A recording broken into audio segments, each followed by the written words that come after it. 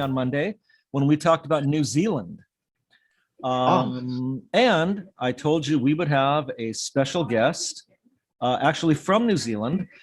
Our guest today is a direct descendant of the Maori people, speaks the Maori language, is very involved in making Maori music on traditional Maori instruments. Good morning. Good morning. Good morning, everyone. I want you to say a big welcome to our guest today, Rodger Cunningham. Okay. Hi. Oh, hi. And so this is perfect timing this morning to be here with you and your class. It's such a privilege for me, and thank you for inviting me. Oh, thanks for coming, Rodger. Thanks for being with us. Mm-hmm. Can you pronounce the name of the city you were born in? I'm born in a town called Rotorua. Here we come on the North Island. Mm-hmm. That's far. Oh, wow. That little blue spot right in the middle there, that's Lake Taupo. That is the biggest lake in New Zealand. Very, very huge expanse of water, that one. Yeah. Cool. And? Okay, pause there. Rotorua is the name of that lake. Oh, okay. What we're seeing in the foreground there, that's a mountain that is called Ngongotaha. Wonderful little story about that island, that mountain is when the Maori first came to this region, it was inhabited by what they call Patupaiarehe. The translation about that is something like fairies. It was inhabited by fairies. I used to run up that mountain every day. Oh, yeah? And see that steam coming off. Now, yeah. So Rotorua is a little bit like Yellowstone Park. It's very geothermal. So a lot of volcanic activity. Lots. Yep. If you pause there, quick story, Stephen. You see that tree is on the left-hand side? Yes. When me and my friends were little, we used to dive off that tree into that river. Oh, really? Oh, yeah. Oh. Yeah. And then the river would just sweep you away. It's a very, very fast flowing river, that one.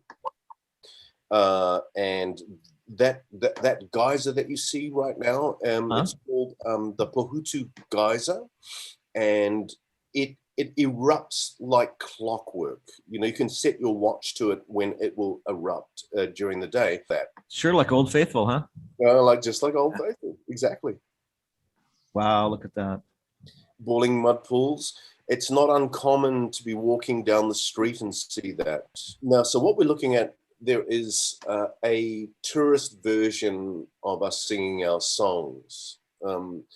It's called Kapahaka, and the men are in the back there. Obviously, the guitar is a more recent, in the last 140 years, addition to music, and I guess we'll get to music shortly. Well, you were mentioning that there are so many instances where instruments that are now musical instruments were not really intended for that purpose. They would use music to woo their lover, so there's a romantic reason. They would use their music to attract insects, then you attract the insects and the birds come and you can snare the birds and you can eat. They would use music to, some of their music that they produced would kind of help them commune with their gods of the day. So there were a whole bunch of reasons for their music that are not the kind of reasons why we listen to music today, if that makes sense. Can you tell us a little something we saw on Monday, this traditional Maori greeting between you and Horomona Horo? Yes. It's not uncommon in New Zealand, when you meet someone. In America, you might shake their hand. In New Zealand, we will do this. We share the same breath in that moment. The breath of life. We are breathing in the same breath and that moment. And our noses are touching and our foreheads are touching. And in that moment, my ancestors and his ancestors are meeting with us. It seems there's a lot more focus. There's more focus on the generations that came before that brought you to where you are. And the answer is absolutely. When you understand your genealogy and you understand that so many people came before you, at some point in time, you have to acknowledge that. Mhm. And so this is acknowledging each other's genealogy. And this person on the left that you are performing with is, can you tell us a little about him?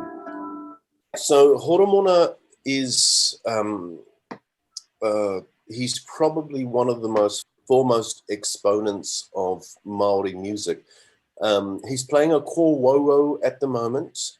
He's got maybe 167 instruments that he plays. Wow. Whoa. And each of them has a purpose for why you will play it, and at what time and in what situation. And this is commonly made of what material?